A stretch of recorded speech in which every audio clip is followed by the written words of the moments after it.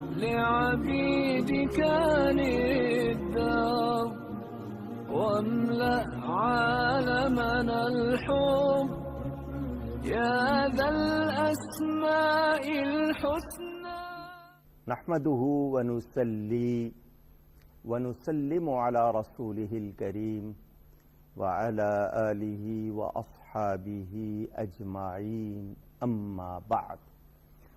أعوذ بالله من الشيطان الرجيم، بسم الله الرحمن الرحيم. ناظرین و سامعین، السلام علیکم ورحمۃ اللہ وبرکاتہ۔ تخلیق انسان قرآن اور اسلامی تعلیمات کی روشنی میں، قرآن میں جہاں جہاں لفظ انسان آیا ہے، میں اس حوالے سے آپ تک کچھ باتیں اس خیال سے پہنچا رہا ہوں کہ انسان کو اس کی پہچان ہو جائے۔ کہیں کوئی غفلت کا پردہ پڑا ہوا ہے ذہن پر یا قلب پر، دل پر، وہ اٹھ جائے اور ہم اپنا مقصد زندگی پہچان کر، اپنی شناخت پا کر خود کو بھی سنوار لیں اور اپنی دنیا اور آخرت کامیاب کر لیں۔ آیت پڑھی تھی میں نے سورہ الفجر کی کہ انسان عجب شے ہے، جب اللہ تعالی اسے آزماتا ہے، عزت دیتا ہے، انعام دیتا ہے، تو کہتا ہے میرے رب نے مجھے عزت دی، اور اللہ اگر آزمائے کسی تکلیف میں ڈال کر، کوئی روزی تنگ کر دے، تو پھر کہتا ہے میرے رب نے مجھے ذلیل کر دیا۔ کلا، ایسا نہیں ہے۔ بعض لوگوں کے پاس دولت کی فراوانی ہوتی ہے، بڑے آسائشوں والے ماحول میں رہتے ہوئے، نہ اولاد کی کمی، نہ پیسے کی کمی، نہ نام کی کمی، نہ اسباب کی کمی۔ معاشرے میں لوگ انہیں ذرا دیکھتے ہیں کہ یہ بڑے لوگ ہیں جی، اونچے لوگ ہیں جی، یہ مال والے لوگ ہیں۔ اس کے مقابل کچھ لوگ مفلس، تنگ دست، کئی قسم سے محروم ہوتے ہیں۔ دونوں کا رد عمل یکساں نہیں ہوتا، ری ایکشن۔ کچھ مادہ پرست ہوتے ہیں اور کچھ روحانی طور پر شمار کرنے والے ہوتے ہیں۔ یہ جو مادہ پرست ذہنیت ہوتی ہے، مٹیریلسٹک جن کو ہم کہتے ہیں، وہ تو کہتے ہیں کہ جی ہماری یہ جو شان ہے، آن بان ہے، اللہ کی جناب میں ہم بڑے عزت والے ہیں، اس لیے اللہ ہمیں بہت نواز رہا ہے۔ اور جب کہیں تنگ دستی یا تھوڑی سی غربت کے شکار ہو جائے تو کہتے ہیں اللہ تعالی نے اپنی نگاہ کرم سے محروم کر دیا ہے، تبھی ان کے ساتھ ایسا سلوک ہو رہا ہے۔ فصل کاشت کرتے ہیں تو اگتی نہیں، باغات ہیں تو پھلتے نہیں، تجارت ہے تو اس میں ترقی نہیں ہے۔ وہ دولت کی کمی بیشی سے اللہ تعالی کے بارے میں رائے قائم کرتے ہیں۔ دولت ہے تو اللہ راضی ہے ہم پر، دولت نہیں ہے تو اللہ نے منہ موڑ لیا ہے، معاذ اللہ، اللہ ناراض ہو گیا ہے، اللہ نے ذلیل کر دیا ہے، اس طرح کی باتیں کرتے ہیں۔ شریعت اسلامیہ، اسلامی تعلیمات میں ہمیں یہ بتایا گیا کہ ایمان والوں کی سوچ کا کیا حال، کہ وہ دونوں حالتوں کو امتحان سمجھتے ہیں، تنگ دستی کو بھی اور فراخ دستی کو بھی، یعنی ہاتھ کھلا ہو تو بھی، ہاتھ تنگ ہو تو بھی۔ اور وہ کوشش کرتے ہیں کہ اگر عطا ہے تو شکر میں کمی نہ ہو، اور اگر کہیں سلسلہ نوازشات کا روکا گیا ہے تو صبر کریں، شکایت نہ آنے پائے۔ شکر اور شکوہ یہ دو لفظ ہیں، تو شکر کرتے ہیں، شکوہ نہیں کرتے۔ وہ لوگوں میں جو عزت ہوتی ہے اسے اللہ کی عطا جانتے ہیں، اور اگر کبھی کمی ہو تو اس کو اپنی خطا جانتے ہیں۔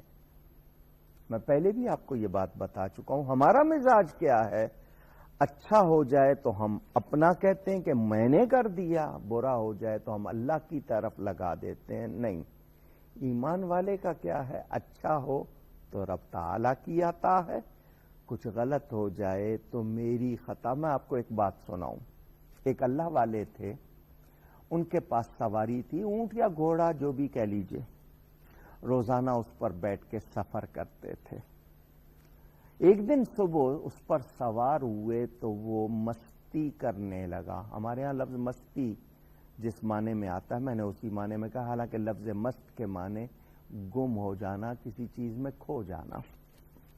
کوئی کہے کہ یہ خدا مست ہے یعنی اللہ تعالی میں گم، مگر ہمارے ہاں مستی لیتے ہیں شرارت کے معنی میں نے ان معنوں میں کہا۔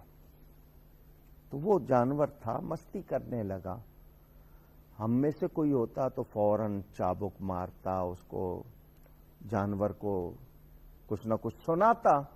وہ اللہ والے تھے، فوراً کہنے لگے مجھ سے ضرور رب کی کوئی نافرمانی ہوئی ہے کہ تو میرے ساتھ ایسا کر رہا ہے۔ ذرا سوچ دیکھیے، غور تو کیجئے آپ کہ آگے ہرڈلز ہیسلز آئے ہیں تو کہیں مجھ سے کچھ ایسا ہوا ہے کہ میرے لیے ایسا میرے سامنے آیا ہے۔ ہماری سوچ کیا ہے؟ ہم تو غور بھی نہیں کرتے۔ تو اللہ والے کیا کرتے ہیں؟ شکر کرتے ہیں، اور اگر کبھی آزمائے جائیں تو صبر کرتے ہیں، مگر شکایت نہیں کرتے۔ ان کے پاس کمایا ہوا حلال اچھا مال ہو تو وہ اپنی ذات کو بھی اور دوسروں کو بھی فائدہ پہنچاتے ہیں، غریبوں کی مدد کرتے ہیں، کمزور اور ضعیف لوگوں کی، ناداروں کی، یتیموں کی، بیواؤں کی، جس کو آج کل کی زبان میں چیریٹی کہا جاتا ہے، وہ اس طرح کرتے ہیں۔ مگر یہاں ایک بات سن لیجئے، میرا کمایا ہوا مال حلال نہیں ہے اور میں چیریٹی کر رہا ہوں تو ثواب کی امید پہ نہ کروں۔ کیا کہ وہ مال میرا نہیں ہے، کسی مستحق کو دے دوں تاکہ مجھ پر وبال نہ رہے، اس کو اپنے سے جلدی دور کر دوں۔ مگر ناجائز کمائی پر چیریٹی کر کے ثواب کی امید رکھنا یہ بہت بڑی حماقت ہوگی۔ ہاں، ایسے مال کو فوراً خود سے دور کریں اور کسی مستحق کو بغیر ثواب کی نیت کے دے دیں۔ فقر، غربت آ جائے انسان پر، مختلف حالتیں، صبر۔ نبی کریم رؤوف الرحیم صلی اللہ علیہ وآلہ وسلم مالک کونین ہیں، مگر 3 دن فاقہ ہو جاتا ہے، 2 مہینے گھر میں چولہا گرم نہیں ہوتا کیونکہ پکانے کے لیے کوئی چیز نہیں، پانی اور کھجوروں پر گزارا ہو جاتا ہے۔ مالک کونین ہیں، انہوں نے دنیا کو اختیار نہیں کیا، کھجور کی چھال کی موٹی چٹائی پر آرام فرما رہے تھے تو جسم اقدس پر اس کے نشان بن گئے چٹائی کے۔ سیدنا فاروق اعظم رضی اللہ تعالیٰ عنہ دیکھتے ہیں ان کی آنکھوں میں آنسو آ جاتے ہیں۔ یہ اللہ کا انکار کرنے والے کافر لوگ مخملی ان کے غالیچے ہیں، کتنے مزے ہیں، اور آپ اللہ کے حبیب کائنات کے سردار ہو کر یہ حال۔ فرمایا یہ دنیا 4 دن کی ہے، میں نے آخرت کا عیش اختیار کیا ہے، دنیا کو اختیار نہیں کیا۔ اے انسان، نعمت ملے تو شکر تو کر، اور اگر کبھی آزمائش ہو تو اللہ پر شکایت نہ کر، اس پہ الزام نہ رکھ، بلکہ اپنی خطا جان کر توبہ استغفار کر، اور رب تعالی کا وعدہ ہے لئن شکرتم لازیدنکم، تم نعمت کا شکر کرو گے اس نعمت میں اضافہ کر دیا جائے گا۔ ہم یہ شکایتیں کر کے تو اپنے آپ کو خراب کرتے ہیں، ہمیں شکایتوں سے بچنا چاہیے۔ حرام ذرائع نہیں اختیار کرنے، کام چوری نہیں کرنی، جال سازی نہیں کرنی۔ جال سازی کا مطلب کہ کسی کا فارمولہ ہے وہ بناتا ہے اور میں اس کی نقل کر کے اس سے کم درجے کا مال وہی شکل بنا کے دے دیتا ہوں، اور مقصد کیا ہے؟ 4 پیسے مل جائیں، لیکن اس سے صحتوں پر کتنا اثر ہوگا، معاشرے میں کتنا بگاڑ ہوگا، اور جو کمائی ہوگی وہ ساری حرام ہوگی۔ ذخیرہ اندوزی کر لی، لوگوں کو ضرورت ہے کھانے پینے کی چیزوں کی، اور میں نے روک لیا کہ جی پیسے بنیں گے، جب تنگی ہوگی مہنگے داموں بیچوں گا، تو ایسی کمائی حلال نہیں ہوتی۔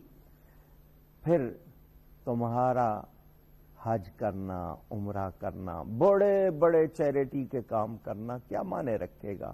سوچنا ہے کہ کمائی بھی حلال ہو، اور اس کا مصرف یعنی جہاں خرچ کی جائے، اولاد پہ خرچ کیجئے جائز، اپنے جو قریبی ہیں ان پر خرچ کریں۔ اچھا یہ بھی ایک عجب مزاج ہے، کبھی دینا ہوگا تو ایسی جگہ دیں گے جہاں نام ہو، اپنے قریبی رشتہ دار جن کا حق زیادہ ہے، جن کو دینا سب سے پہلے چاہیے، ان کو نہیں دیتے کیونکہ نام نہیں ہوگا۔ تو یہ بھی عجیب سوچ بنی ہوئی ہے۔ تو قرآن کریم نے بتا دیا کہ دولت کی کثرت یا قلت، اس پہ اللہ تعالیٰ کی رضا اور ناراضگی کو معیار نہ بناؤ، بلکہ جو طرز عمل تم اختیار کرو گے، یعنی تمہیں مال ملا ہے تو تمہارا کیا حال ہے، عیش میں اور تیش میں تمہاری کیا کیفیت ہے؟ کیا تم اللہ کے شکر گزار بنتے ہو یا اللہ کے تم ناشکرے بنتے ہو؟ یہ تمہاری کیفیت جو ہے یہ امتحان ہے۔ دولت کی کثرت و قلت کو معیار نہ بناؤ۔ تو یہ اس کے فضل کی اس طرح نہیں نشانی ڈھونڈو یہ افلاس کی صورت میں، ہاں اللہ کا شکر کرنا سیکھو، اور اگر نہیں ہو تو پھر اللہ کو راضی کرو، استغفار کرو، وہ رحمت کے دروازے کھول دیتا ہے۔ تو یہ بھی آپ نے اس کو سنا۔ اب اس سے آگے مزید پیش کرتا ہوں۔ اسی میں اس صورت میں ایک بات میں نے اس لیے صورت فجر میں کرنی ہے کہ اس میں پھر نفس مطمئنہ کا ذکر آیا ہے۔ یا ایتھا النفس المطمئنہ، اے نفس مطمئن۔ میں پہلے بتا چکا ہوں نفسوں کی 3 حالتیں، امارہ، لوامہ، مطمئنہ۔ امارہ ہوتا ہے منکروں کا، لوامہ ایمان والوں کا جو غلطی پر ان کو ملامت کرتا ہے، اور یہ مطمئنہ ایمان کے خاص لوگ جو اولیاء ہیں یا اعلیٰ درجے کے انبیاء کی تو بہت شان ہے، اور پھر سید الانبیاء کی سب سے زیادہ۔ تو یہ مطمئنہ، نفس مطمئنہ، اس کو بنانے کی کوشش کرے، رب سے راضی رہیں اور رب کی طرف جانا یاد رکھیں۔ اس کے بندے بنیں گے تو انشاءاللہ وہ ضرور جنت عطا فرمائے گا۔ آج کی نشست کا وقت ختم ہوا۔ گفتگو میں کہیں کوئی غلطی ہوئی ہو، اللہ تعالیٰ کی بارگاہ میں توبہ کرتا ہوں۔ آئندہ نشست میں ملاقات ہوگی۔ والسلام علیکم ورحمۃ اللہ وبرکاتہ۔ نسألك أنت الأسمى